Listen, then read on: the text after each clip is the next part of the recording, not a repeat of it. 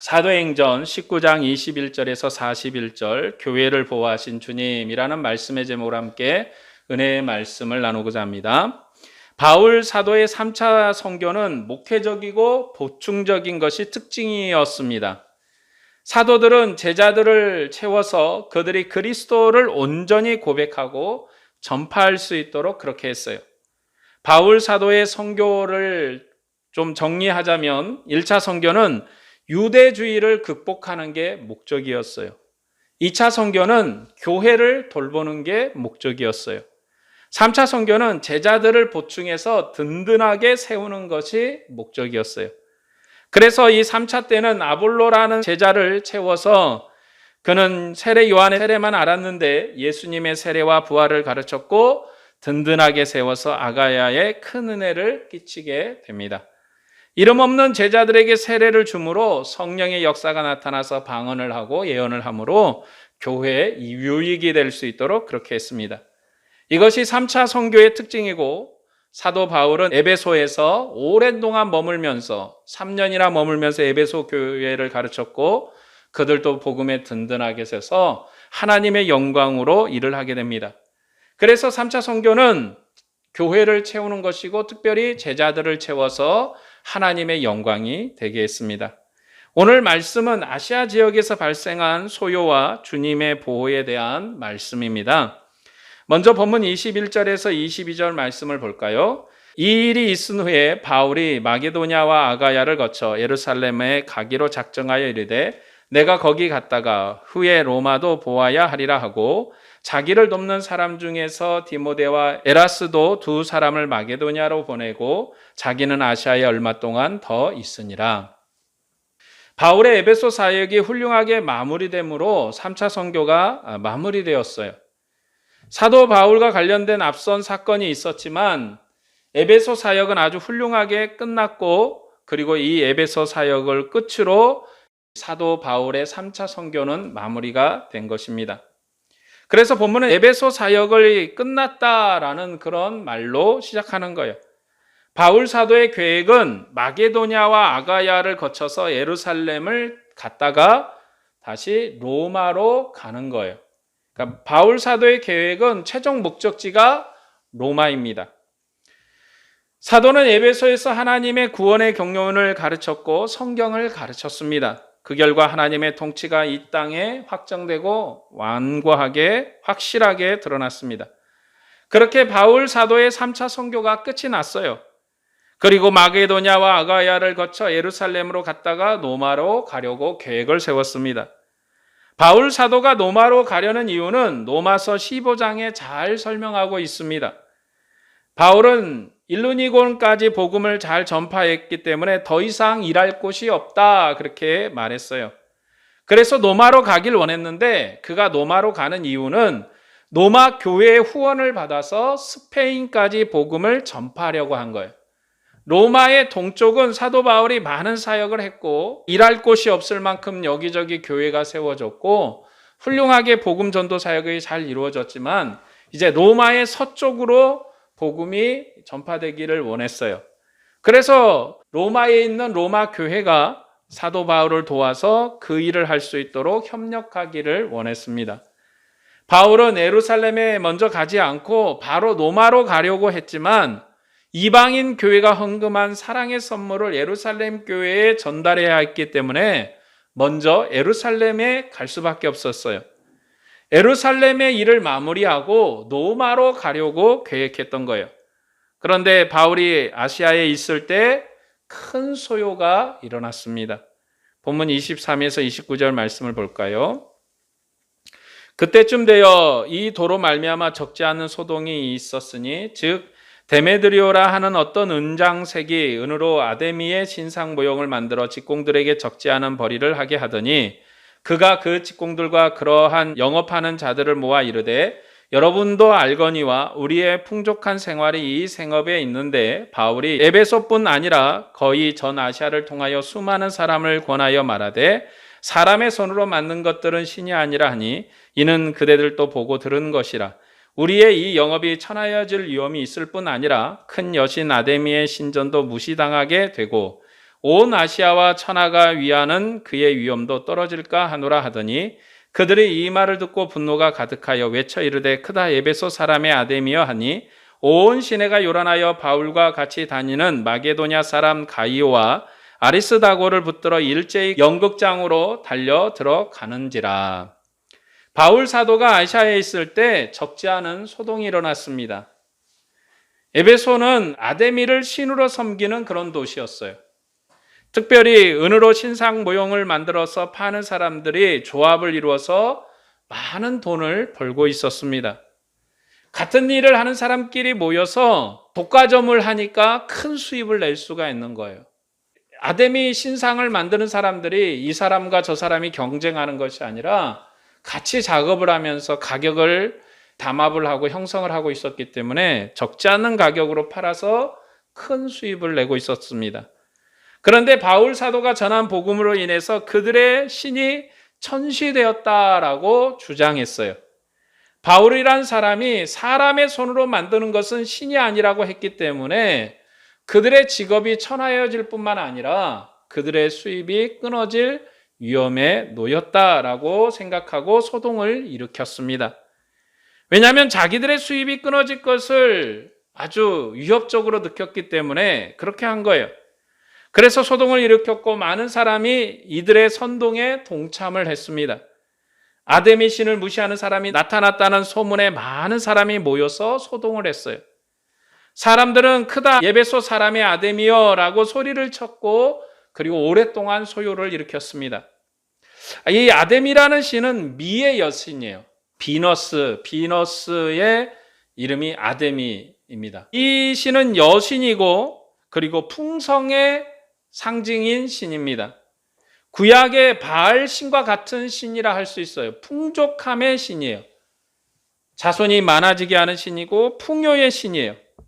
무리는 바울과 같이 다니는 마게도냐 사람 가이오와 아리스다고를 붙들어서 연극장으로 끌고 가서 거기서 재판을 하려고 했어요.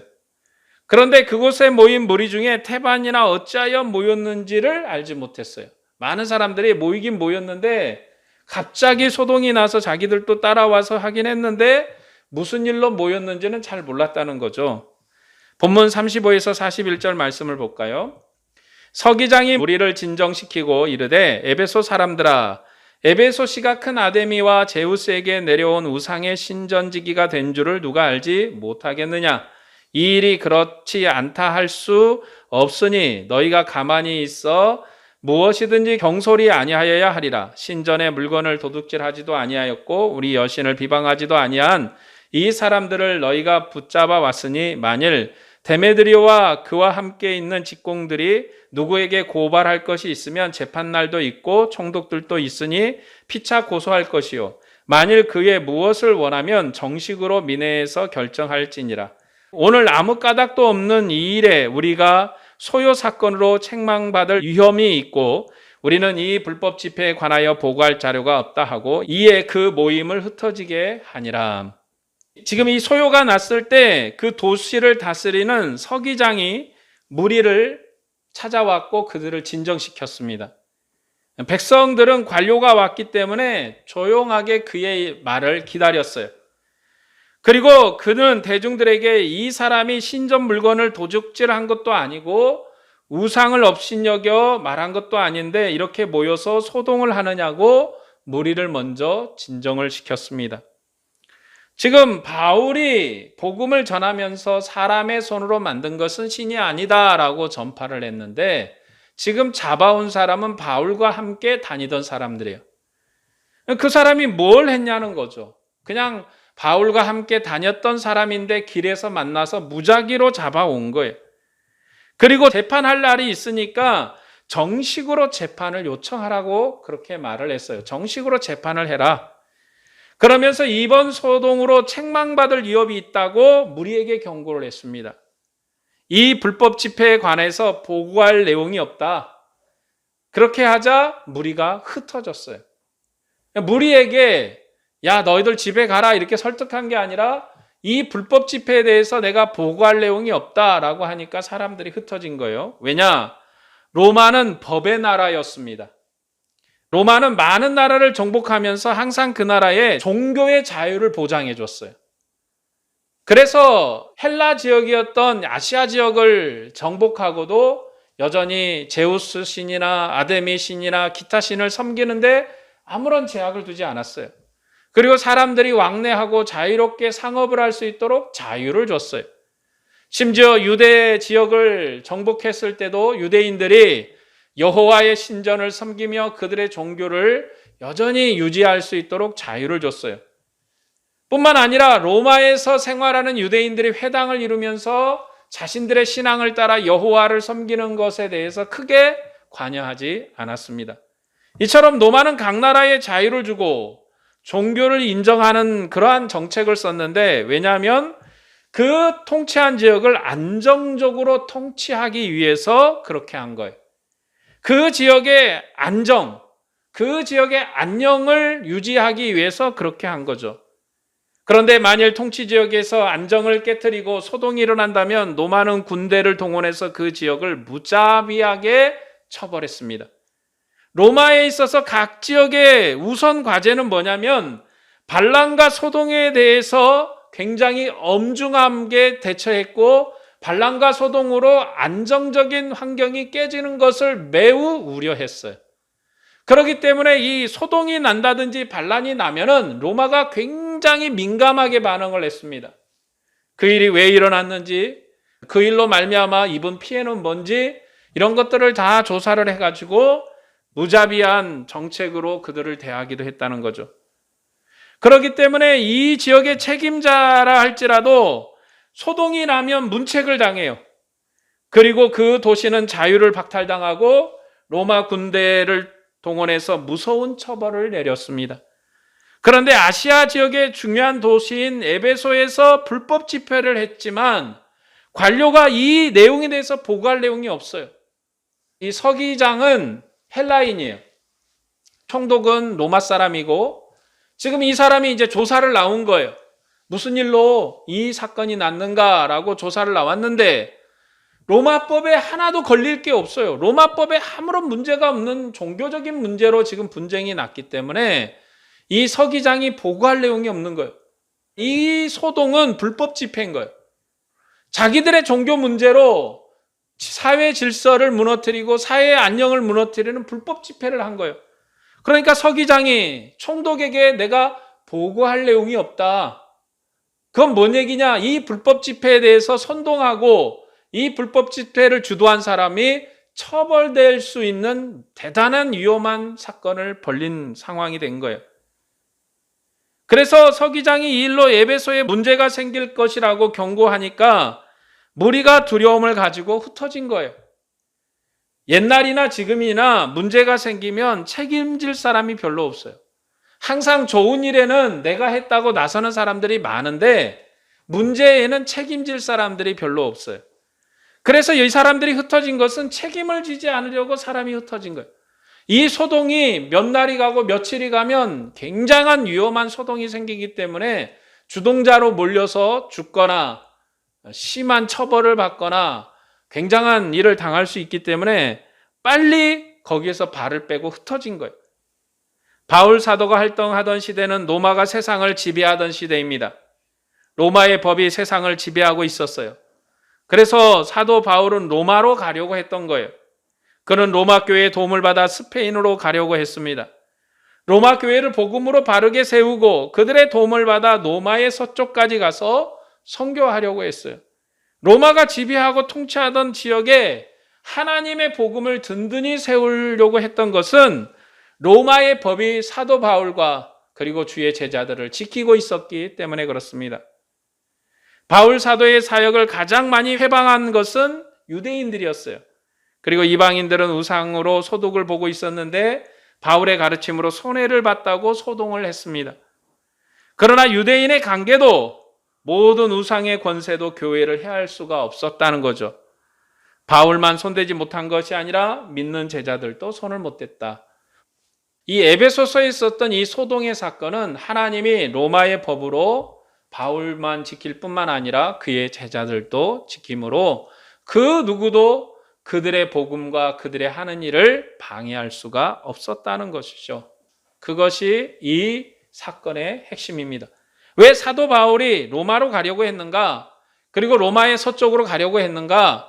여전히 로마가 통치하는 지역, 로마의 영향력이 있는 지역에서 동쪽은 사도가 많이 복음을 전했고, 이제 로마의 도움을 받아서 서쪽으로 가서 복음을 전할 것인데, 그곳까지 로마의 법이 영향을 미치고 있어서 사도가 로마의 권세의 도움을 받아서 그곳에 복음을 넉넉하게, 복음을 원활하게 전하려고 했던 거예요. 에베소 소동에서 하나님은 세상 권세를 통해서 자기 백성을 보호하셨습니다. 하나님은 노바 법을 이용해서 바울과 제자들을 보호하셨어요. 바울은 이 사건 이후로도 많은 소동에 휘말립니다. 유대인들에게 잡혀서 죽을 뻔하기도 했고 풍랑으로 죽을 뻔하기도 했어요. 그러나 그 어떤 권세도 사도와 교회를 손댈 수가 없어요. 에베소 사건은 바울 사도가 로마로 가는 중에 겪었던 첫 번째 사건입니다. 그리고 하나님께서 교회에 주신 메시지가 여기에 담겨 있는 사건이에요. 하나님께서 자기 백성을 보호하신다라는 그러한 메시지가 있어요. 하나님은 유대의 권세로부터, 세상의 권세인 유대의 권세로부터, 그리고 로마의 권세로부터 바울을 지킬 뿐만 아니라 자연과 환경의 권세로부터 사도 바울을 지키셔서 풍랑 중에도, 그리고 배가 난파되어서 죽을 수밖에 없는 상황에서도 하나님의 복음을 위해서 자기 백성인 제자 사도 바울을 지키셨습니다. 세상 권세가 항상 하나님을 섬기는 건 아니에요. 세상은 하나님을 대항합니다. 성경에서 세상 권세는 어떨 때는 짐승의 권세로, 어떨 때는 하나님의 종으로 묘사가 되는 거예요. 구약시대의 이스라엘을 하나님의 나라로 삼았을 때는 이 세상의 권세, 이방의 나라는 원수였고 이스라엘의 밥이었어요. 그러나 이스라엘이 하나님을 거역했을 때 하나님께서는 이스라엘의 남은 자들을 이방에 맡겨서 보호하셨습니다. 하나님께서 바벨론을 통해서 이스라엘 백성을 바벨론으로 옮긴 것은 그들을 멸망시키려는 것이 아니라 도리어 남은 자들을 바벨론의 권세에서 보호하고 그들을 바벨론의 권세 아래서 하나님의 영광으로 살게 하려고 준비시키는 과정이었어요. 그리고 이방 통치자들을 하나님의 종으로 세워서 이스라엘의 남은 자들을 보호하셨습니다. 느부갓네살 왕을 하나님의 종으로 삼으셔서 범죄한 이스라엘을 징벌하게 하셨고, 고레스 왕을 하나님의 기름 부음 받은 종으로 삼으셔서 이스라엘 백성을 예루살렘으로 돌아오게 해서 성전을 짓도록 했어요. 그러니까 하나님은 이스라엘 백성이 멸망한 다음부터는, 그 이전에는 이스라엘의 왕족인 다윗의 후손을 통해서 세상의 권세를 보이셨지만, 이스라엘 백성이 멸망한 다음부터는 세상 왕들을 일으켜서 이스라엘을 보호하시고 남은 자들을 이끄시고, 이제 최후에는 고레스 왕을 통해서 다시금 예루살렘에 돌아와서 성전을 짓고 거기에 정착할 수 있도록까지 은혜를 주셨다는 것이죠. 이처럼 하나님은 세상을 경영하시는 권세 하나님이십니다. 세상의 권세라도 하나님의 경영하심을 따라 그 쓰임이 달리 쓰였던 거예요. 이스라엘 백성이 이방 땅에 사로잡혔을 때는 하나님은 하늘에 계신 하나님이시며 그분이 세상을 통치하심을 다니엘을 통해서 보이셨습니다. 이스라엘을 멸망하기 전에는 다윗을 통해서 하나님의 나라의 영광을 보이셨지만, 그 나라가 망하고 나서는 하나님께서 친히 하늘보좌 왕으로 모든 나라의 흥망성쇠를 주관하시는 왕으로 세상을 다스렸어요. 바벨론의 느부갓네살 왕도 하나님이 세우신 것이고, 페르시아 제국의 고레스 왕도 하나님이 세우셨다, 그렇게 말씀하시는 거예요. 그러나 이 시대는 하나님의 영광이 나타나지만 영광스럽지 않은 시대예요. 하지만 오늘 이 시대는 하나님의 아들이 보좌 우편에서 세상을 통치하는 시대입니다. 주님은 세상 왕들을 자기 종으로 삼으셔서 선한 것은 격려하시고 악한 것은 심판하십니다. 바울 사도는 로마서 13장에서 그리고 디모데전서 2장에서 세상 왕을 위해서 기도하라 말했습니다. 왜냐하면 왕들의 바른 통치를 통해서 교회가 평안하고 고요한 가운데 단정하고 경건한 생활을 할 수 있기 때문에 그래요. 하나님은 세상 왕의 통치를 통해서 모든 사람을 구원하시기를 기뻐하십니다. 그런데 세상은 바닷물결처럼 요동하는 특징이 있어요. 세상 사람들은 진리를 알려고 하지도 않고 자기들에게 손해가 나면 소동을 일으킵니다. 세상은 소동하는 특징이 있고 이에 타산을 따라 자기 이익을 추구해요. 그것이 성경에서 말하는 죽을까 두려워서 일생에 매여 종로를 하는 모습이에요. 그것은 세상만 그런 것이 아니라 때로는 하나님의 나라인 이스라엘 백성도 그랬어요. 이스라엘 백성도 먹거리 때문에 광야에서 소동을 했습니다. 심지어 이방신까지 끌어들여서 하나님을 대항하기도 했어요. 하나님은 세상 권세가 하나님을 대항하면 심판의 주로 그들을 심판하셨습니다. 지금 세상이 교회를 핍박하는 것 같아도 절대로 교회를 해할 수는 없어요. 오늘 교회가 유지되는 것은 하나님께서 세상 왕들을 통해서 질서를 잡고 있기 때문에 그래요. 오늘 이 교회가 대한민국 사회에서 유지되는 것은 세상의 질서가 우리를 다스리고 통치하고 있기 때문에 그런 거예요. 사실 생각해보면 이번 코로나 사태 때문에 교회가 많이 욕을 얻어먹었어요. 아마 법의 질서가 없었다면, 법의 다스림이 없었다면 사람들이 교회에 쳐들어와서 유리창을 깨부시고 여기에 불을 지르고 소동을 일으킬 수도 있는 거예요. 그러나 사람들이 그렇게 하지 않는 이유가 뭡니까? 법이라는 것이 대한민국에 존재하기 때문에 그래요. 아무리 저 사람이 미워도, 아무리 저 사람이 정말로 막 어떻게 해버리고 싶다는 생각이 들 정도로 미워도 그렇게 못하는 이유가 법이라는 것이 다스리고 있기 때문에 그래요. 교회에 불을 지르면 방화범으로 잡혀갈 것이고 기물 파손에 대한 배상의 책임을 질 것이고 기타 등등등 모든 형사와 민사와 여러 가지 법에 얽히기 때문에 함부로 그럴 수가 없는 것이죠.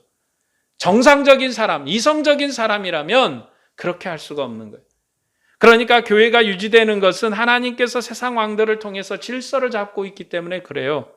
그것이 하나님께서 교회를 평안하게 하는 방법입니다.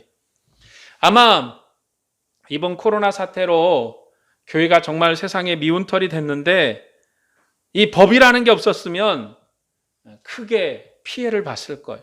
크게 피해를 봤을 것입니다. 하나님은 바울과 제자들을 보호하셨습니다.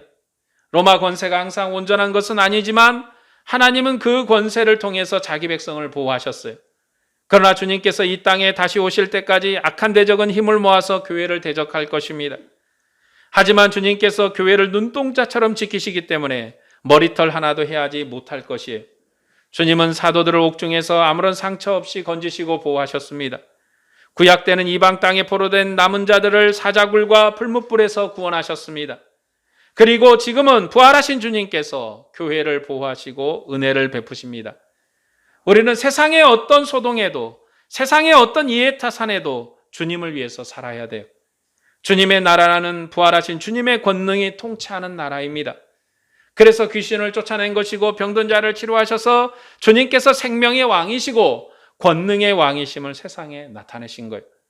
주님의 교회는 주님께서 다시 오실 때까지 건전한 믿음으로 살아야 돼요. 세상이 요동하고 이단이 요동하고 혼란과 혼동이 넘쳐나도 교회는 절대로 멸망하지 않을 거예요. 아닌데요? 세상에 보니까 교회도 망하던데요? 교회도 이렇게 저렇게 피해를 당하던데요? 교회도 이렇게 저렇게 문제가 있던데요? 네, 그럴 수 있죠. 그러나 원칙, 하나님의 은혜, 하나님의 권능은 자기 백성을 보호하신다는 거예요. 오늘 이 에베소에 일어났던 소동의 사건을 통해서 주님은 자기 교회를 보호하셨습니다. 그러므로 우리는 주님께서 다시 오실 때까지 믿음으로 부활하신 주님을 위해서 살아야 되는 거예요. 왜 우리가 주님을 위해서 살아야 되는가? 주님이 우리를 보호하시기 때문이고, 그리고 주님이 마지막 때 오셔서 우리를 달아보실 것이기 때문에 그래요. 여러분은 주님께서 다시 오셔서 하늘의 권능으로 통치하시고 역사하실 그때까지 신실한 백성으로 사시기를 바랍니다. 오늘도 주님의 은혜와 평강이 여러분에게 충만하기를 축복합니다. 기도하겠습니다.